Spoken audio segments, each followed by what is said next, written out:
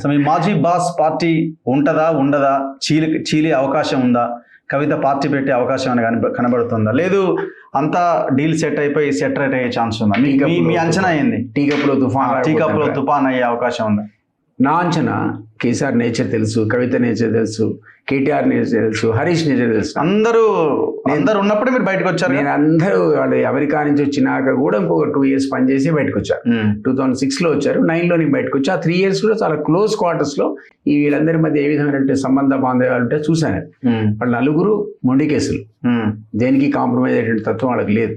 ఈ రోజు కలిసి ఉన్నారంటే కేసీఆర్ యొక్క ఛత్ర ఆధిపత్యంలో ఉన్నారు. ఛత్రం అంటే గొడుగు, ఆ గొడుగు కింద ఉన్నారు తప్ప కేసీఆర్ పక్కదరి వరంగల్ సభలో లాగా ఇటుపక్క నా ఫోటో అక్కడ కొడుకు ఫోటో రేపు వీడే అంటే ఈ మిగిలిన ఎదురు పోయినట్టే. అంతేనా? క్వశ్చన్ లేదు. ఆల్రెడీ ఆమె ఫ్రస్ట్రేషన్తో మాట్లాడేది, ఆ ఫ్రస్ట్రేషన్తోనే ఉత్తరాలు రాసింది. యాక్చువల్లీ ఈ ఉత్తరానికి కేసీఆర్ జవాబు ఇవ్వడు, ఇంకా 10 ఉత్తరాలు రాసినా దానికి రిప్లై రాదు. ఆమె ఆ ఫ్రస్ట్రేషన్ కంటిన్యూ అవుతే అంటే ఆమెకున్న మొండితనాన్ని కూడా ఖచ్చితంగానే పార్టీ పెట్టడం అనేది ఖాయం. ఇంకా డౌటే లేదు. మీకు అనుమానం కేరేయాడు కేసీఆర్, ఆమెను కేరేయాడు. ఎప్పటివరకు ఆయనతో మీరు ఉన్నారో కలిసి ఉంటే ఉంటారు తప్ప మీరు ఇట్లాంటి కోపతాపాలు తెచ్చుకొని ఉత్తరాలు రాస్తే పట్టించుకొని పిలిచి మాట్లాడే అంతే ఆ నేచర్ అనేది లేనే లేదు. ఇంకా అవసరమైతే ఇంకా నెగిటివ్ అవుతాడు తప్ప ఇంకా బిగుసిపోతాడు తప్ప ఆయన ఏ విధంగా మెత్తబడేటం అతనిది కాదు. కానీ కూతురు కదా అక్కడ. నేను అదే చెప్తున్నా, అందరి మీద ఈక్వల్ వాత్సల్యం ఉందండి. ఆయనకు కవిత ఎట్లను, కేటీఆర్ అంతే, హరీష్ కూడా అంతే, సంతోష్ కూడా అంతే. ఈ నలుగురిని పుత్రవాత్సల్యంతో చూస్తాడు. తండ్రిలా కాకపోవచ్చులే, హరీష్ కూడా అవసరం కోసం వాడుకోవచ్చు. కొద్దిగా తగ్గిపోయింది కానీ అసలు 16 ఏళ్ల వయసు నుంచి హరీష్ ఉన్నాడంటే అక్కడ 16 years లో చేరాడు ఆయన దగ్గర ప్రైవేట్ పిఏగా. అప్పటి నుంచి రాళ్లు మోసాడు పార్టీ నిర్మాణంలో. సో ఆ వాత్సల్యం తగ్గలేదు, కానీ అతని యొక్క ఇంపార్టెన్స్ ని వీళ్ళు తగ్గించారు. Family members KTR, Kavitha and Santosh Rao cut చేశారు.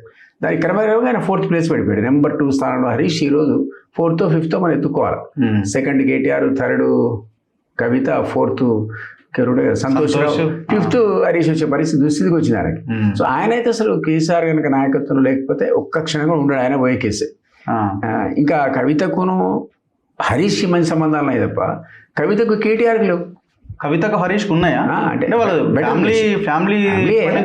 ఇద్దరికంటే కూడా బెటర్ రిలేషన్ ఉంది హరీష్ తో. అన్నకంటే ఎక్కువ రిలేషన్. మీకు జ్ఞాపకం ఉండడానికి నేను ఫస్ట్ ఇది ఉద్యమ పార్టీ కుటుంబ సభ్యులు తీసుకురావడానికి కొంచెం ఎప్పుడైనా వ్యతిరేకత అనేది ఉండింది మొదటి నుంచి. ఈ పిల్లలు ఇద్దరు వచ్చి మాకు సీట్లు కావాలి అడిగినప్పుడు నేను అక్కడ ప్రధాన కార్యదర్శి నాకు కేసీఆర్ పిలిచి చెప్పాడు, దిలీప్ 2 సీట్లు అడుగుతున్నారు, ఇది ఉద్యమ పార్టీ, క్రిటిసిజం వస్తుంది, ఇద్దరు ఎవరో చూస్ చేసుకోమను, రోజు నా మీద ప్రెషర్ పెడుతున్నారు అంటే నాకు యాక్చువల్లీ కేటీఆర్ నాకు చెప్పాడు. మొత్తం కరీంనగర్ టాప్ లీడర్స్ అంతా వచ్చి చెప్పారు నాకు సీట్ ఇవ్వని, కరీంనగర్ ఎంపీది, మీరే చెప్పట్లేదు, మీరు ఒక్క మాట చెప్తే డాడీ ఇస్తాడన్నాడు. ఆ పొజిషన్ అప్పుడు నాకు, అప్పుడు పొజిషన్లో ఒక్క మాట మీరు చెప్తే డాడీ సీట్ ఇస్తాడంటాడు. That was the situation. ఇదే కూడా నెంబర్ 2లో ఉన్నాను. నేను నవ్వే అన్నా, నువ్వు వెయిట్ చేయి, ఒక సర్వే చేయిస్తున్నా, దానికోసం నేను దానికి చెప్పలే, నాకు తెలుసు నువ్వు అడుగుతున్నావు అని సారే చెప్పాడు నాకు. ఆ సర్వే రిపోర్ట్ వచ్చినాక నీకు అడ్వైజ్ ఇస్తా అని చెప్పి లోపలికి వెళ్ళా. కవిత కూడా కలిసి చెప్పింది, లేదంకల్ నేను కూడా కాంటాక్ట్ చేస్తున్నారు.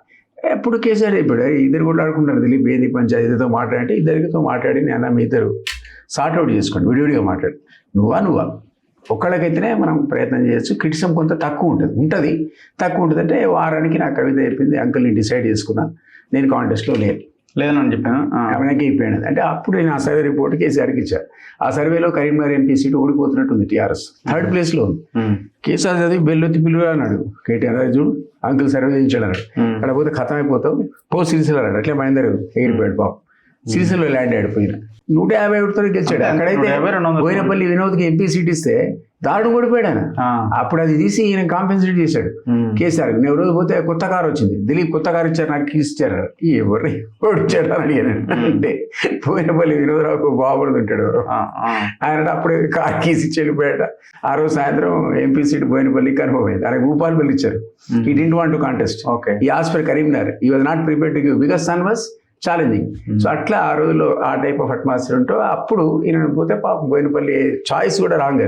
ఆ కరీంనగర్ అదే భూపాలు పోయి నిలిచేవాడేమో, అక్కడ పోయి ఓడిపోయాడు.